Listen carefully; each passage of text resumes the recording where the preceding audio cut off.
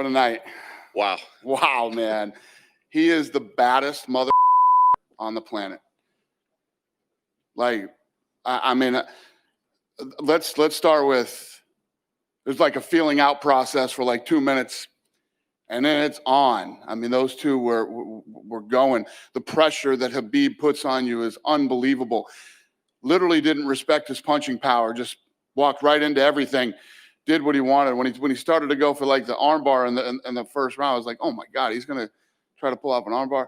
You know, then the second round, he keeps the pressure on him, starts to go for that submission. I was like, oh no, right? And he locks it up, gets it, and chokes him out. Unbelievable. And he didn't lose either round.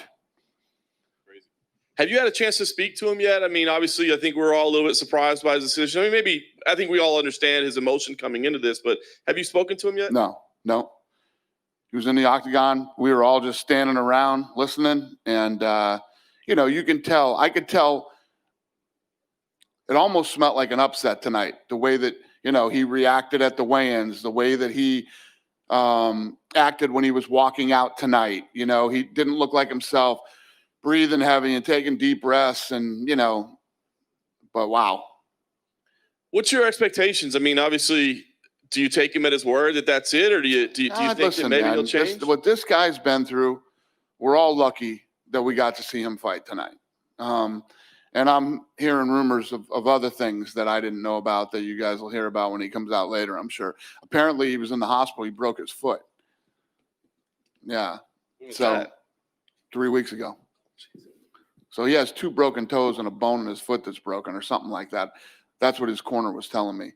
And never told anybody, walking around. So, I mean, he is one of the toughest human beings on the planet, and he's the #1 pound-for-pound fighter in the world. And seriously, you have to start putting him up there at GOAT status with, whoever else you think is the GOAT.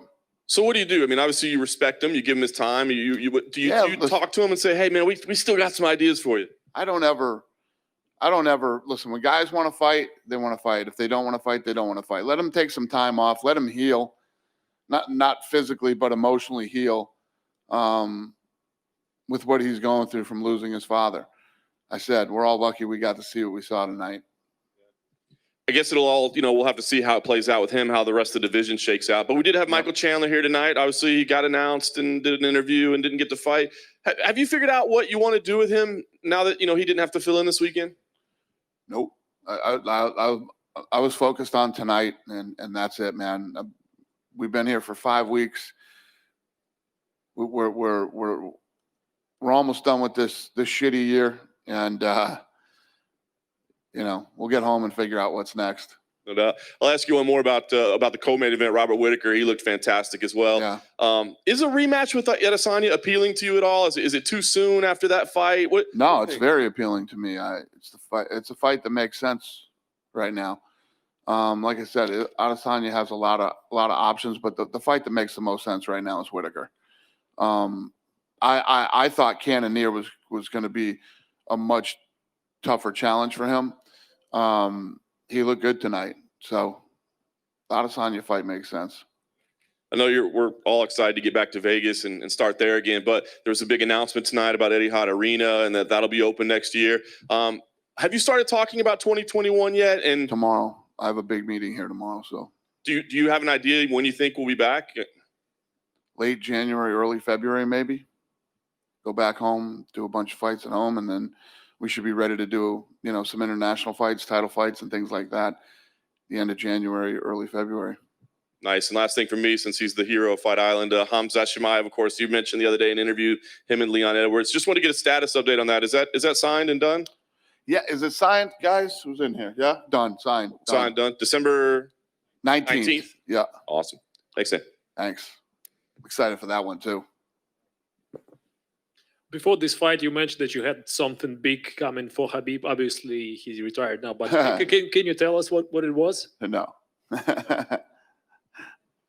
Hey, Dana. Hey. I know you said you don't know what to do with Michael Chandler, but could it be something like him and Tony Ferguson as the coaches of The Ultimate Fighter? I know you're looking for coaches for that show. Would that not make sense? Yeah. No. Yeah.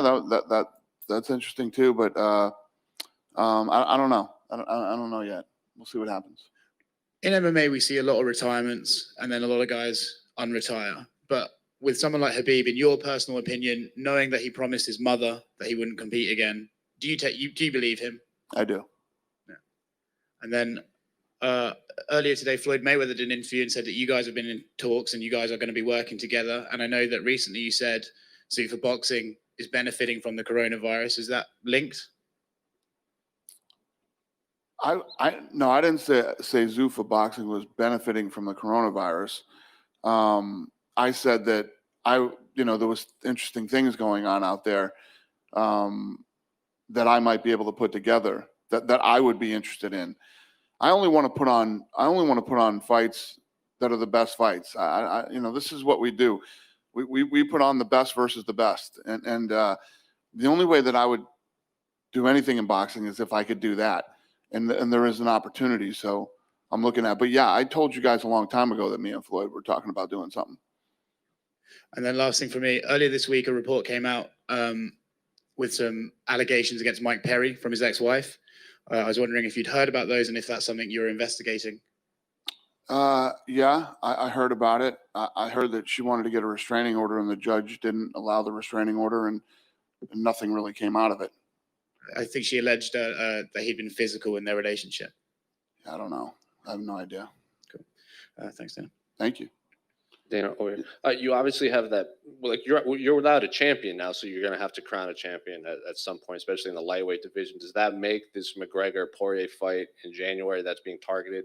Will that most likely be for a vacant title? Say that again. Well, the McGregor-Poirier fight, could that be for the vacant title now if it's at 155? I don't know. Yeah, I have no idea.